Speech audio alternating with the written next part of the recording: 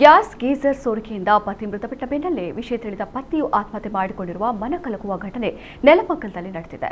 ಜಕ್ಕಸಂದ್ರದ 48 ವರ್ಷದ ರಾಜು ಮತ್ತು ಅವರ ಪತ್ನಿ 42 ವರ್ಷದ ಮೀನಾ ಮೃತಪಟ್ಟವರು.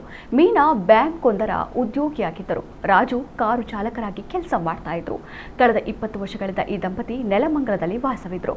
ಶುಕ್ರವಾರ ಸಂಜೆ ರಾಜು ಅವರು ಸ್ನಾನಕ್ಕೆ ತೆರಳಿದಾಗ ಗ್ಯಾಸ್ ಗೀಸರ್ನಿಂದ ಕಾರ್ಬನ್ ಮೊನಾಕ್ಸೈಡ್ ಸೋರಿಕೆಯಾಗಿ ಉಸಿರುಗಟ್ಟಿ ಅಸ್ವಸ್ಥರಾಗಿದ್ರು. ಅವರನ್ನ ಆಸ್ಪತ್ರೆಗೆ ದಾಖಲಿಸಲಾಯಿತಾದರೂ ಚಿಕಿತ್ಸೆ ಫಲಿಸದೆ ಮೃತಪಟ್ಟಿದ್ದಾರೆ.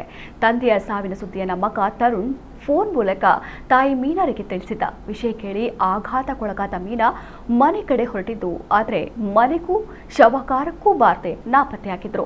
ತಡರಾತ್ರಿ ಆದರೂ ಬಾರದ ಹಿನ್ನೆಲೆಯಲ್ಲಿ ಸಂಬಂಧಿಕರು ಪೊಲೀಸ್ ಠಾಣೆಯಲ್ಲಿ ದೂರನ್ನು ನೀಡಿದರು. ಬಳಿಕ ಹುಡುಕಾಟ ನಡೆಸಿದಾಗ ಬೆಂಗಳೂರು ಉತ್ತರ ತಾಲೂಕಿನ ಬೆತ್ತನಗೆರೆ ಬಳಿ ತಾವು ನಿರ್ಮಾಣ ಮಾಡುತ್ತಿದ್ದಂತಹ ಮನೆಯ ಸ್ವಲ್ಪ ದೂರದಲ್ಲಿಯೇ ಇದ್ದಂತಹ ಮರದಲ್ಲಿ ನೇಣು ಬಿಗಿದ ಸ್ಥಿತಿಯಲ್ಲಿ ಮೀನಾರ ಮೃತದೇಹ ಪತ್ತೆಯಾಗಿತ್ತು.